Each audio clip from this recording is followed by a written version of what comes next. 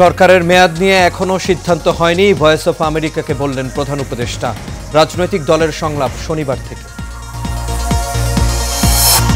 সরকারি চাকরিতে আবেদনের বয়সসীমা ৩৫ করার দাবি যৌক্তিক, বললেন পরামর্শক কমিটির প্রধান। আরও পর্যালোচনা করে সিদ্ধান্ত। এবং সাবেক স্বরাষ্ট্রমন্ত্রী সহ আওয়ামী লীগ নেতাদের ভারতে পালিয়ে যাওয়ার বিষয়টি খতিয়ে দেখছে র্যাব। দুর্গাপূজায় থাকছে কঠোর নিরাপত্তা।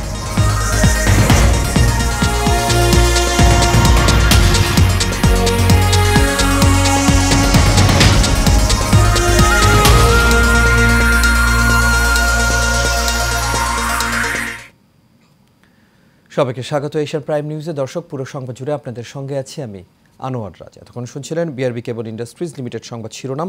এবার চলে যাচ্ছি পুরো খবরে।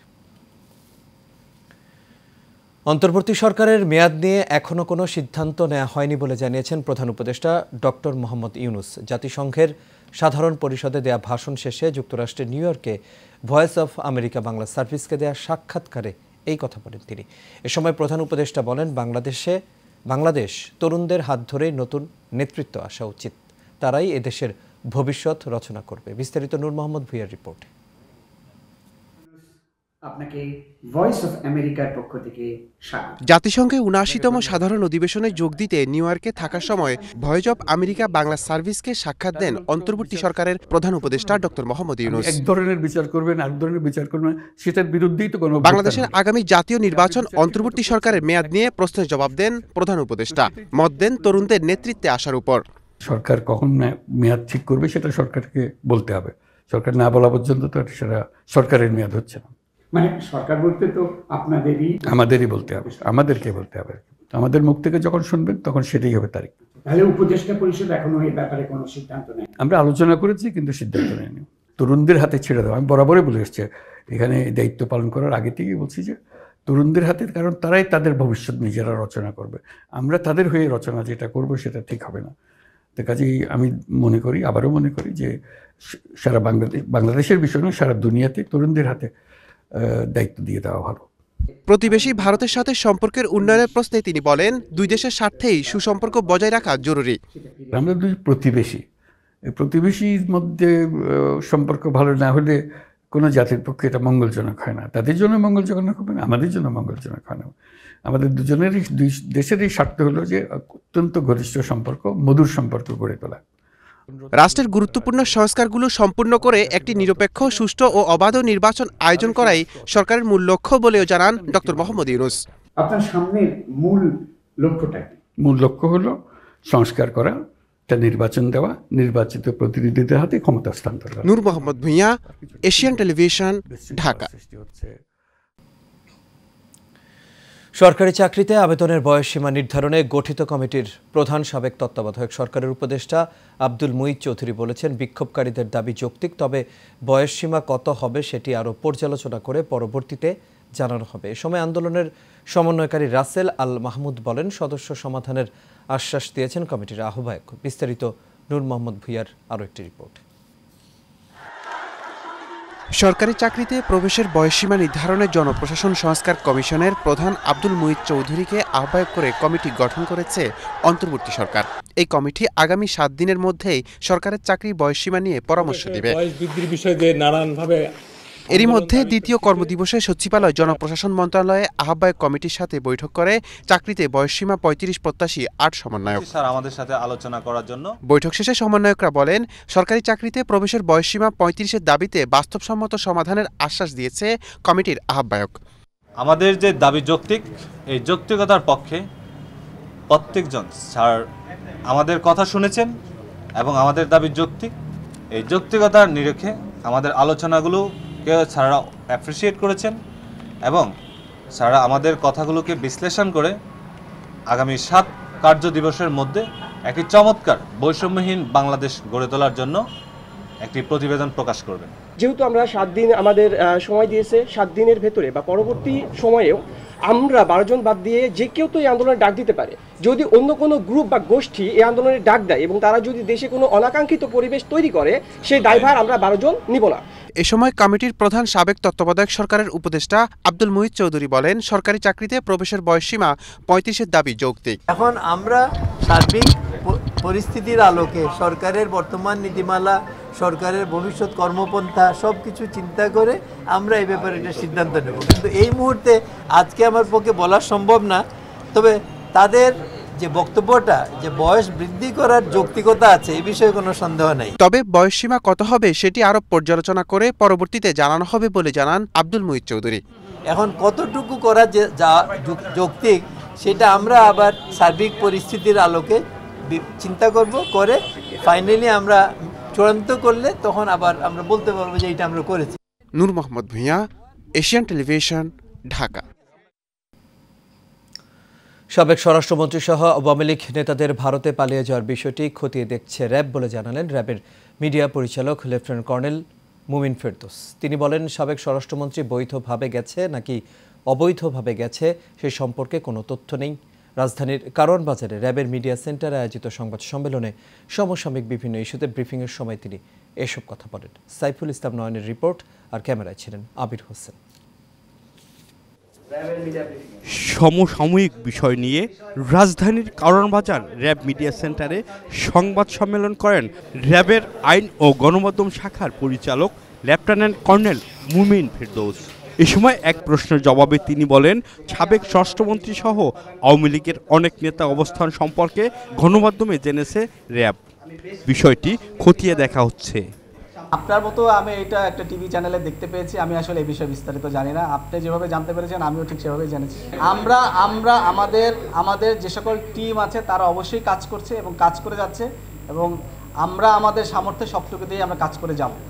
ছাত্র আন্দোলনের সময় গুলিবর্ষণকারী হামলাকারীদের শনাক্ত করে ব্যবস্থা নেওয়া হচ্ছে। তারই ধারাবাহিকতায় আওয়ামী লীগের এমপি মন্ত্রী সহ 1170 জনকে গ্রেপ্তার করা হয়েছে বলেও জানান তিনি।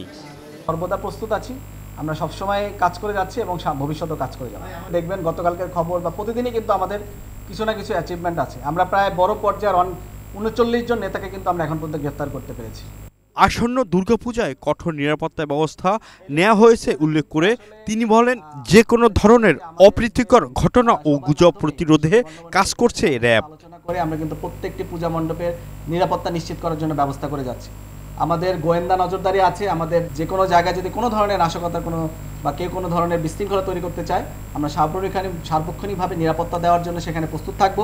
ব্রিফিংয়ে গুলশানে আলোচিত জোড়া খুনের ঘটনায় রুমন নামে এক ব্যক্তিকে গ্রেপ্তার করা হয়েছে বলেও জানান র্যাবের আইন ও গণমাধ্যম শাখার পরিচালক লেফটেন্যান্ট কর্নেল মুমিন ফেরদৌস। এই যে ভিকটিম মোহাম্মদ রফিকুল ইসলাম এবং সাব্বির 15 বছর বয়সী, তাদেরকে তারা হত্যা করবে। ঘুমন্ত অবস্থায় মোহাম্মদ রফিকুল ইসলাম এবং সাব্বিরকে কুপিয়ে জখম করে এবং তাদেরকে সেখানে মৃত অবস্থায় আমরা 28 তারিখে উদ্ধার করি। সাইফুল ইসলাম নয়ন, এশিয়ান টেলিভিশন, ঢাকা। দেশের প্রধান রাজনৈতিক দলগুলোর সাথে সরকারের আলোচনা শুরু হচ্ছে। আগামী শনিবার থেকে দলগুলোর সাথে আলোচনা শুরু করবেন প্রধান উপদেষ্টা ডক্টর মোহাম্মদ ইউনুস। প্রধান উপদেষ্টার প্রেস সচিব শফিকুল আলম বুধবার সন্ধ্যায় রাজধানীর ফরেন সার্ভিস একাডেমিতে এক ব্রিফিংয়ে এসব কথা জানান। প্রেস সচিব এ সময় আরও জানান, রাষ্ট্রের বিভিন্ন কাঠামো সংস্কারে গঠিত 6 কমিশনের কাজের অগ্রগতি নিয়ে আলোচনা হবে দলগুলোর সাথে। তাদেরকে কমিশনের কাজের অগ্রগতি সম্পর্কে অবহিত করা হবে। এছাড়া 2 থেকে 3 দিনের মধ্যে কমিশন ফর্ম হবে। আইন শৃঙ্খলা বিষয়ে আলোচনা হবে। এছাড়া তাদের পরামর্শ দেয়া হবে।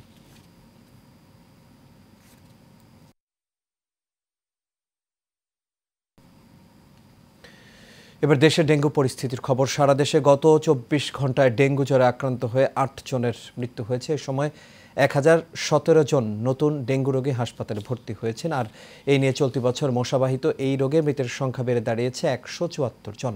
এছাড়াও এই বছর এখন পর্যন্ত ডেঙ্গুতে মোট আক্রান্তের সংখ্যা বেড়ে দাঁড়িয়েছে 33,099 জন। বুধবার সন্ধ্যায় স্বাস্থ্য অধিদপ্তরের হেলথ ইমার্জেন্সি অপারেশন সেন্টার ও কন্ট্রোল রুম থেকে পাঠানো ডেঙ্গু বিষয়ক নিয়মিত প্রতিবেদনে এসব তথ্য জানানো হয়। 2023 সালের জুন মাস থেকে সারা দেশে ডেঙ্গু পরিস্থিতি ভয়াবহ আকার ধারণ করে। গত বছর দেশে 3,21,179 জন ডেঙ্গু রোগী হাসপাতালে ভর্তি হয়ে চিকিৎসা নেন।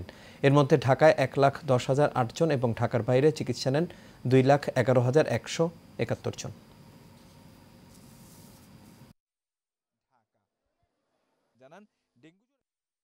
এবার থাকছে দুর্গাপূজার খবর। শারদীয় দুর্গোৎসব করানার্ছে দুয়ারে কয়েকদিন পরেই সনাতন ধর্মাবলম্বীরা মাতবেন দুর্গোৎসবে। সিলেটে কারিগরদের রংতুলির আঁচড়ে দেবী দুর্গা পাচ্ছে মোহনীয় রূপ। দুর্গা প্রতিমার মূল কাঠামো তৈরি শুরু হয়েছে ভাদ্র মাসের প্রথম থেকে। এদিকে এবারের শারদোৎসবে নিরাপত্তার কোনো ঘাটতি রাখছে না পুলিশ।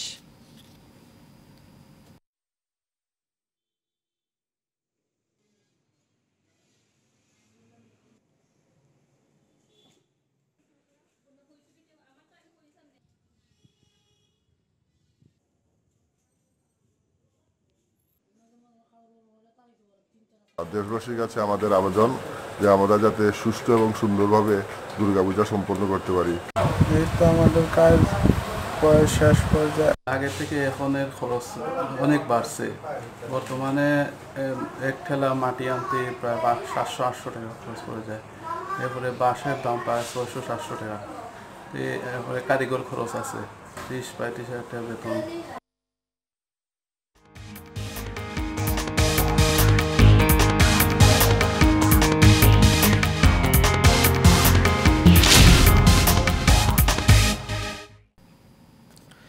এবার আন্তর্জাতিক প্রসঙ্গ। বেশ কয়েকদিন ধরে হুঁশিয়ার করার পর অবশেষে ইসরায়েলকে লক্ষ্য করে বড় ধরনের ব্যালিস্টিক ক্ষেপণাস্ত্র হামলা চালিয়েছে ইরান। তেল আবিব দাবি করছে ইসরায়েলি ভূখণ্ডে একযোগে শতাধিক ক্ষেপণাস্ত্র ছুড়েছে ইরান। ইরানের দিক থেকে ইসরায়েলের ওপর স্মরণকালের সবচেয়ে ভয়াবহ এই হামলা বলে দাবি করা হচ্ছে এটিকে। ইরান থেকে ছোড়া মিসাইলগুলো ইসরায়েলে পৌঁছাতে মাত্র 12 মিনিট সময় লেগেছে বলে দাবি করা হয়েছে ইসরায়েলের প্রতিরক্ষা বাহিনীর পক্ষ থেকে। এসব তথ্য জানিয়েছে বার্তা সংস্থা রয়টার্স। ইরানের এই আকস্মিক হামলার ঘটনায় ইতোমধ্যে জরুরি অবস্থা জারি করা হয়েছে ইসরায়েল জুড়ে। ইরানের ক্ষেপণাস্ত্র হামলার মুখে ইসরায়েলি নিরাপত্তা মন্ত্রিসভা জরুরি বাংকারে আশ্রয় নিয়েছে। সেখানে ইসরায়েলি প্রধানমন্ত্রী বেনিয়ামিন নেতানিয়াহু ইরানকে সতর্ক করে বলেন, ইসরায়েলে ক্ষেপণাস্ত্র হামলার জন্য চড়া মূল্য চোকাতে হবে। মধ্যপ্রাচ্য পরিস্থিতি নিয়ে জাতিসংঘের নিরাপত্তা পরিষদে জরুরি বৈঠক ডাকা হয়েছে। ইসরায়েলে ইরানের ক্ষেপণাস্ত্র হামলার পরপরই এই বৈঠক ডাকা হয়।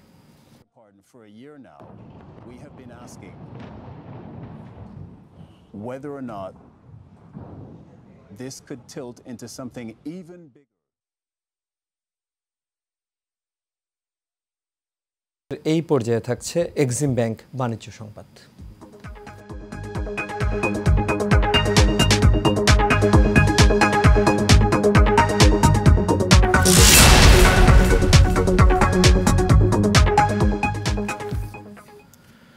ভারতের মহাত্মা গান্ধীর 155তম জন্মদিবস উপলক্ষে দিনাজপুরের হিলি স্থলবন্দর দিয়ে ভারত বাংলাদেশের মাঝে পণ্য আমদানি রপ্তানি বাণিজ্য বন্ধ রয়েছে। তবে বন্দরের অভ্যন্তরের কার্যক্রম ও ইমিগ্রেশন চেকপোস্ট দিয়ে যাত্রী পারাপার স্বাভাবিক রয়েছে বলে জানিয়েছে কর্তৃপক্ষ।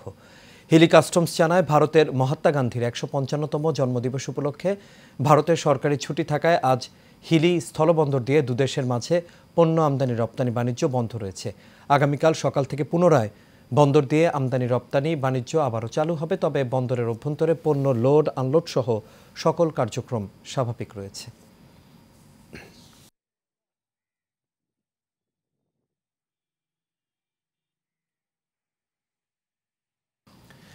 এবার সিওডিল প্রেজেন্টস হেলথ অ্যান্ড বিউটি। 2023 সালে বছর জুড়ে রাজধানী সহ সারা দেশে ছিল ডেঙ্গু রোগের অপ্রতিরোধ আগ্রাসন। কিন্তু গেল বছরের এই সময়ের তুলনায় চলতি বছরের ডেঙ্গুতে মৃত্যুর হার এবং হাসপাতালে ভর্তি দ্বিগুণেরও বেশি। চিকিৎসকরা বলছেন চলতি বছর ডেঙ্গু প্রকোপ আরও ভয়ঙ্কর হতে পারে। বিস্তারিত দেখুন রিপোর্টে। স্বাস্থ্য অধিদপ্তরের তথ্য অনুযায়ী গত বছরের প্রথম 3 মাসে ডেঙ্গুতে মৃত্যু হয়েছে 9 জনের। চলতি বছরের প্রথম 3 মাসে ডেঙ্গুতে মারা গেছেন 22 জন, যা গত বছরের একই সময়ে দ্বিগুণের বেশি। আমাদের 2 সিটি কর্পোরেশনে আরও অ্যাক্টিভ হওয়া উচিত। ওরা যত বেশি অ্যাক্টিভ হবে ডেঙ্গু তত বেশি কন্ট্রোল হবে। তবে ডেঙ্গুর ম্যানেজমেন্ট এখন আগের চেয়ে অনেক বেশি ইজি হয়ে গেছে। মানুষকে এখন সচেতন অনেক বেশি। একটু প্লেটলেট কমে গেলে তাড়াতাড়ি হাসপাতালে আসে। জেনেটিকলি তো একটু চেঞ্জ হবেই, কারণ টাইপিং তো চেঞ্জ হয়। তবে জ্বর আসে, কিন্তু জ্বর বেশি দিন থাকে না। আমরা সাধারণত ফ্রুট জুস টুস বলি, প্লেন্টি অফ ড্রিঙ্কস বলি, অরাল স্যালাইন বলি, লেবুর শরবত বলি, এগুলো বেশি করে খেতে বলি আর কি। এবং একটু বিশ্রামে থাকতে পারি বলি, যাতে ব্লাড প্রেশার ফল না করে। ডেঙ্গু মশার ঘনত্ব, বৃষ্টিপাত, তাপমাত্রা, আর্দ্রতা, ডেঙ্গু রোগের এই বিষয়গুলো বিবেচনায় নিয়ে মাঠ পর্যায়ে গবেষণায় দেখা গেছে এবারের ডেঙ্গু পরিস্থিতি আরও খারাপ হতে পারে। যে এডিস মশা যার মাধ্যমে আমরা ডেঙ্গু রোগ ছড়াই, ডেঙ্গি অ্যাকচুয়ালি শব্দটা, তো এই রোগটা ছড়ায় একটা ভাইরাসের মধ্যে, ভাইরাসটা আবার বহন করে একটি বিশেষ মশা যেটা এডিস মশা হয়। আমরা রেড ক্রিসেন্টের মধ্যে অলরেডি বিভিন্ন জায়গায় আমরা লিফলেট বিতরণ করি যে ডেঙ্গু থেকে বাঁচার কি উপায় কি করবেন। সেই জন্য বলা হয় যে আপনি প্রথম কাজ মশা নিধন করেন, যেমন আমার বাড়ির আঙ্গিনায়, আমার ফুলের টবে, আমাদের বাড়ির কার্নিশে যেন পানি জমে না থাকে। যে বাড়িতে ডেঙ্গু রোগী থাকবে সেও মশারি টাঙাবে, আর যারা ভালো তারা মশারি টাঙাবে। ডেঙ্গু রোগের চিকিৎসায় বাংলাদেশের চিকিৎসকরা এখন যথেষ্ট দক্ষ, তারপরও প্রস্তুতি প্রয়োজন। সেই সঙ্গে দরকার মানুষকে সচেতন করা এবং এডিস মশা নিয়ন্ত্রণ করে ডেঙ্গু রোগ যাতে বৃদ্ধি না পায় তার ব্যবস্থা নেয়া। অনুকৃতি আদিত্য, এশিয়ান টেলিভিশন। আর এরই সাথে শেষ করবে এশিয়ান প্রাইম নিউজ। তবে যাবার আগে বিআরবি কেবল ইন্ডাস্ট্রিজ লিমিটেড সংবাদ শিরোনামগুলো দেখে নেব দর্শক আরও একবার।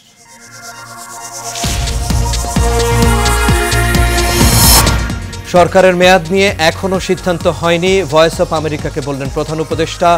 রাজনৈতিক দলের সংলাপ শনিবার থেকে। সরকারি চাকরিতে আবেদনের বয়সসীমা 35 করার দাবি যৌক্তিক বললেন পরামর্শক কমিটির প্রধান, আরও পর্যালোচনা করে সিদ্ধান্ত। এবং সাবেক স্বরাষ্ট্রমন্ত্রী সহ আওয়ামী লীগ নেতাদের ভারতে পালিয়ে যাওয়ার বিষয়টি খতিয়ে দেখছে র্যাব। দুর্গাপূজায় থাকছে কঠোর নিরাপত্তা।